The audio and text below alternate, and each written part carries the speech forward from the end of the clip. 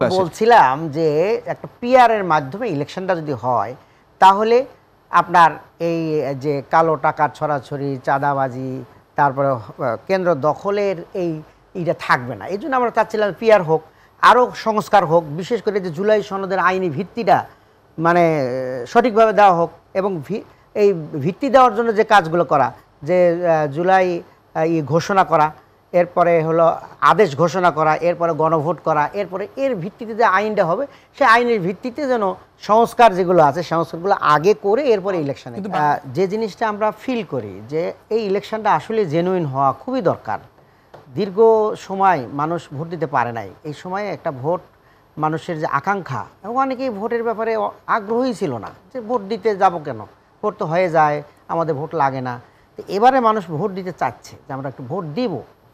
তো এখন আমরা যেটা লক্ষ্য করছি যে আসলে এতদিন যারা আমরা মজলুম ছিলাম, আমরা ফেসিবাদ বিরোধী যারা ছিলাম সবাই কিন্তু আমরা মজলুম ছিলাম, এবং তাদের একটা স্লোগানই ছিল বিএনপি জামাত বা জামাত বিএনপি, এরকম একটা স্লোগান। কোনো ঘটনা ঘটলেই তারা আমাদেরকে দুইজনকে একসাথে ট্যাগ দেওয়া হতো। তো যাই হোক, সেটি সরে গেল কেন আসলে? এখন আমরা যেটা দেখছি যে এই মাজলুমদের মধ্যে থেকে আবার কিছু ভাইয়েরা আবার দেখতেছি নিজেরাই আবার ওই কাজগুলো অভ্যস্ত হয়ে যাচ্ছে। কেমন?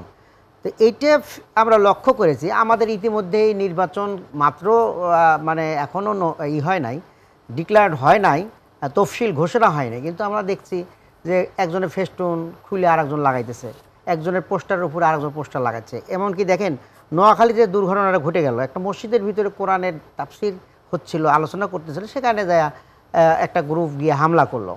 তো এগুলো তো আসলে ফেসিবাদী ওই একটা চরিত্র, ফেসিবাদী আচরণ।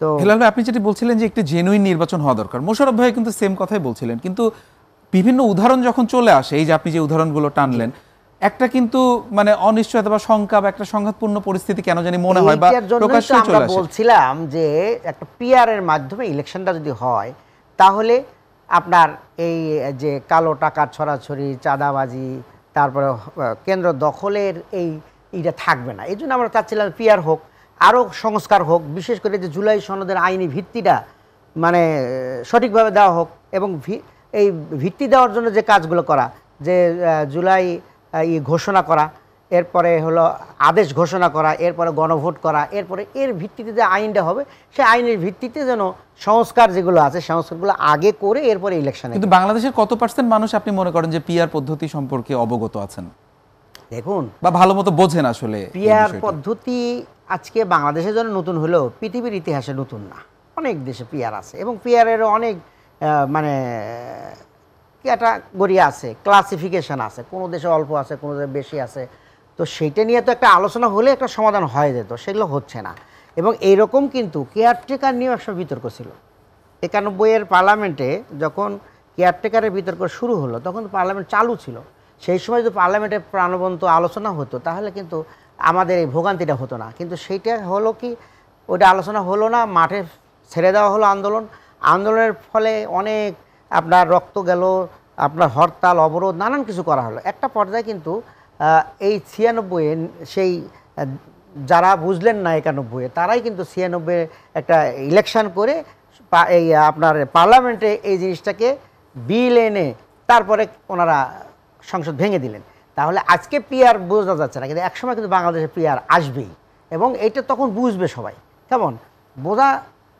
বোঝে না, এটা বুঝাইতে হবে। কেমন? এবং আলোচনা করে যদি সিদ্ধান্ত যায়, তার মানে কি আবারও আসলে পিআর এর জন্য কোনো প্রাণ ঝরার কোনো আশঙ্কা আপনি দেখেন কিনা?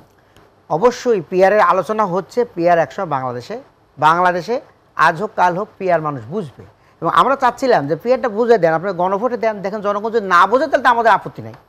জনগণ যদি আপনার পিআরকে অ্যাকসেপ্ট না করে তাহলে তো আমাদের তো বক্তব্য শেষ, গণভোটে দিয়ে দেন। আমাদের তো জুলাই সনদের জন্য তো গণভোট দিতেই হবে, সেখানে দিয়ে দেন পিআরকে। এনসিপির আহ্বায়ক নাহিদ ইসলাম তিনি সম্প্রতি আপনাদের এই যে পিআর পদ্ধতির আন্দোলনে একটি মন্তব্য করেছেন যে এটি আসলে আপনাদের সুচিন্তিত রাজনৈতিক প্রতারণা। এই ব্যাপারটাকে আসলে আপনি কিভাবে দেখছেন? দেখুন, আমরা কারো কথাকে আমরা বেজ করে আমরা কোনো মন্তব্য করব না, ঠিক আছে? যার যার স্বাধীন মত প্রকাশের আছে, তো সেটা সে বলবে। আমাদের কথাগুলো আমরা বলতেছি, আমাদের এই বিষয়টা জনগণ কিভাবে নিবে সেটা আমাদের দেখার বিষয়। একসময় তো এই আমি আপনাদের এখানে টকশোতে আসছিলাম, আমাদের একজন রফিক ভাই উনি বললেন যে ঢাকা বিশ্ববিদ্যালয়ের ডাকসু নির্বাচনে ছাত্রদল এককভাবে চলে যাবে। তো আমি সেদিন বলছিলাম দেখেন এটা ছাত্রদের ব্যাপার, ছাত্ররা কাকে ভোট দিবে, তারা যাকে চয়েস করবে তারাই জিতবে, এখানে আমি কিছু মন্তব্য করতে চাই না, ইলেকশনটা হওয়া পর্যন্ত আমরা অপেক্ষা করতে চাই। দেখেন সেখানে অনেক অপপ্রচার করা হয়েছিল, কিন্তু ছাত্ররা কিন্তু ছাত্রছাত্রী হ্যাঁ তারা কিন্তু কোনো অপপ্রচারে কান দেয় নাই, তারা সঠিক ভোট দিয়ে দিয়েছে। তো এখন মানে যে যেভাবেই বলুক না কেন আমাদের আপনারা কি মনে করছেন যে জাতীয় নির্বাচনে ডাকসুর মতো করে জিতবেন আমরা এরকম মনে করি জনগণ যদি দেখে কোনটা ভালো কোনটা দেশের জন্য মঙ্গল, এটা তো তার তো চয়েস করবে। এখন মানুষ কিন্তু আর দল কানা নেই যে আমি একটা দল করে দেখি এই দলেই ভোট দিতে হবে এমন না। তারা কোনটা ন্যায়ের প্রতীক, কোনটাতে গেলে চাঁদাবাজি বন্ধ হবে, সুশাসন আসবে, দুর্নীতি বন্ধ হবে, কোন মানুষকে দিলে হবে, মানুষ ওই মানুষদেরকেই চয়েস করবে, এটি আমাদের বিশ্বাস। জি হেলাল ভাই, আরেকটা বিষয় অনেকে এরকম মন্তব্য করছেন, জুলাই সনদে স্বাক্ষরের পরে কেউ কেউ বলছেন যে জামায়াত এবং এনসিপি অনেক ক্ষেত্রেই তারা আসলে একমত ছিল এবং একই সুরে কথা বলছিল রাজনৈতিক যেই প্রেক্ষাপট সেখান থেকে, কিন্তু শেষমেশ দেখা গেল জামায়াত ইসলামী জুলাই সনদে স্বাক্ষর করলো কিন্তু এনসিপি সেখানে আসলো না। এই ব্যাপারটাকে আপনি কিভাবে দেখছেন, মানে আপনারাও মিস করেছেন কিনা এনসিপির নেতাদেরকে যারা আসেনি? না, আমরা তো মিস করছি, এটা ঠিক। কারণ আপনার জুলাই সনদ যাদের মানে বেশি ত্যাগ ছিল, অবদান আছে, এগুলো তো সবাই মিলে আসবে, এটা স্বাভাবিক। আমরা জুলাই আন্দোলনের সময় ফ্যাসিবাদ বিরোধী যারা গ্রুপ ছিলাম, এনসিপি, জামাত, বিএনপি, আমরা যারা ফ্যাসিবাদকে উৎখাতের জন্য কাজ করছি, তাতে সবার মধ্যে একটা ঐক্য থাকবে, এটাই আমাদের সবারই ধারণা, এবং জাতীয় সেটি কামনা করে যে এই ফ্যাসিবাদ বিরোধী গ্রুপ সবাই একসাথে থাকুক এবং দেশ থেকে বাকি যে কাজগুলো আছে দুর্নীতি এবং চাঁদাবাজি এগুলো সব বন্ধ করুক, এটা সবাই মিলে ভূমিকা রাখুক। তো দেখেন এনসিপি স্বাক্ষর করে নাই, সেটা এনসিপি তাদের দলীয় বিষয়।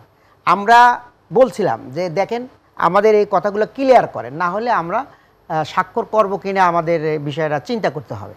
এবং আগের দিন পর্যন্ত আমরা এটা নিয়ে বিশ্লেষণ করেছি, পরবর্তীতে দেখা গেল যে আসলে এই জুলাই এই যে সনদের যে বিষয়টা, এটা জুলাই আন্দোলনটাকে ওন করে। এখান থেকে আমরা যদি বিরত থাকি তাহলে আমরা নিজেদের মধ্যে একটা ভুল বোঝাবুঝির সৃষ্টি হবে, দেশের মানুষ মানে ভালো কিছু পাবে না, তারা অন্য কিছু মনে করবে, এই জন্য আমরা সনদে স্বাক্ষর করেছি। হেলাল ভাই, আরেকটা প্রশ্ন আপনার কাছে একটু করতে চাই, সেটি হলো যে আপনারা, এটি খুব কমন একটি প্রশ্ন, বিভিন্ন জায়গাতে হয়তো আপনারা এই প্রশ্নের উত্তর দিচ্ছেন, আমি একটু আপনার কাছে জানতে চাই, সেটি হলো যে আপনারা একই সাথে বিভিন্ন দাবি দাওয়া নিয়ে মাঠে আছেন, আবার একই সাথে আপনারা জুলাই সনদে স্বাক্ষর করেছেন এবং পরবর্তী নির্বাচনের জন্য প্রস্তুতি নিচ্ছেন।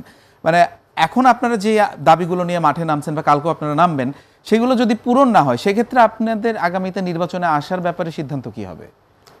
এইটা তো আমরা কখনোই বলি নাই যে আমার এই সব দাবি যদি মানা না হয় আমরা ইলেকশনে যাব না, এটা তো আমরা কখনো বলি না, আর এটা কোনো গণতন্ত্রের ভাষাও না। আমরা আমাদের যুক্তিগুলো তুলে ধরার চেষ্টা করতেছি, এটা আমরা জাতিকে জানাইতেছি এবং বর্তমান সরকারকে আমরা জানাইতেছি যে এইটা করলে জাতির জন্য মঙ্গল হবে।